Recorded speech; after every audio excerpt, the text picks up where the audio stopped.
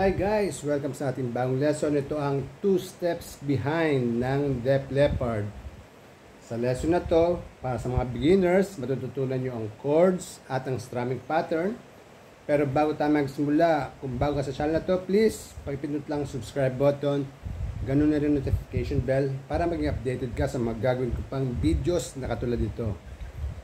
Okay? Simulan natin sa intro. Ang intro chords natin ay paparehas din ng sa verse chords natin. Okay? A, D, G, D.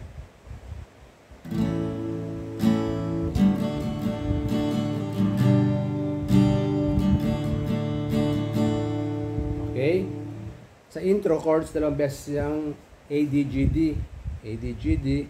Ganun din sa verse, dalawa rin. Pero meron pang kasunod yung verse natin. Okay? Kunin muna natin ang strumming pattern ng A, D, G, D natin. Sa A, down, down.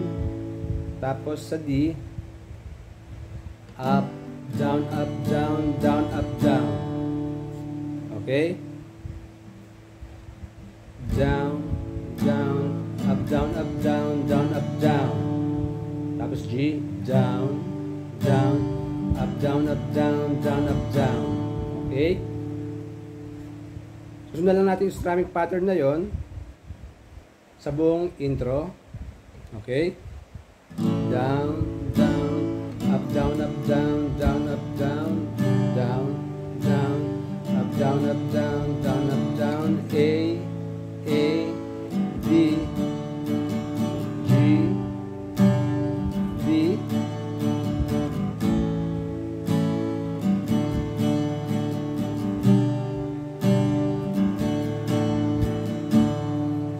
So, pagkatapos ng intro, ganun din ang sa verse natin. A, D, G, D 2 times, tapos A, D, E, D. Dalawang beses din. Okay? Verse chords tayo. Same as intro. Okay? Down, down, up, down, up, down, down, up, down, down, down, up, down, up, down, down, up, down.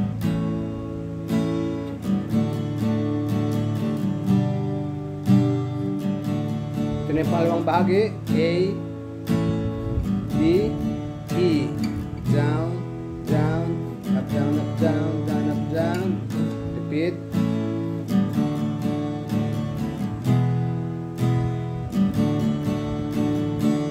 So, pasok na tayong chorus. Sa A, D, G, D, sa A, dalawang bagsak. Dalawang bagsak ng down. Tapos sa D, up, down, up, down, down, up, down. Sa G, dalawa rin. So,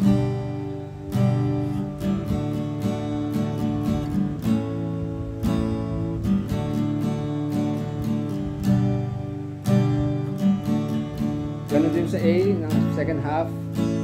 B. Sa E, dalawang bagsak din.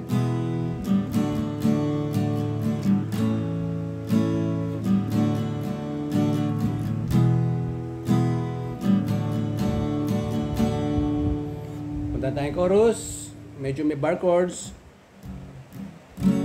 F sharp minor. Sa mga baguhan, i-clip natin tong, babara natin tong second fret. Tapos, dalawa sa 5th and 4th strings, pareha sa 4th fret. Okay? Or, pag di kayang buong ganyan, yung tatlo lang. 1, 2, 3. Yun lang kakalapitin nyo. Kung ano yung nakadiin. Simula sa 5. Pag hindi lang kaya. Pero, hanggat mare, sanayin ang bar chords. Okay? So, sa chorus na tayo, ang strumming pattern natin, down, down, up, down, down, down, up, down. Sa F sharp yun ha. As yan ang chords natin, F sharp, minor, D, G, and E. Okay? Down, down, up, down, down, down, up, down, down, down, up, down, down, down, up, down.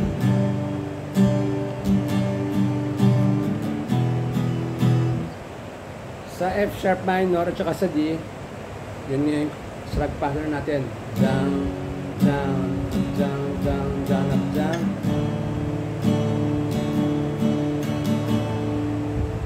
Pero sa G na iba na. Down, down, up, down, down, down. Sa E, tatlong bagsak. Okay? Tapos, karugtong ng chorus niya, yung kaparehas ng ano natin, second half ng verse, A, D, E, D.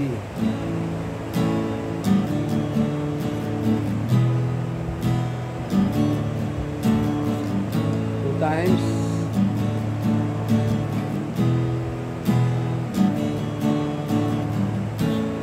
Ito lang na bago.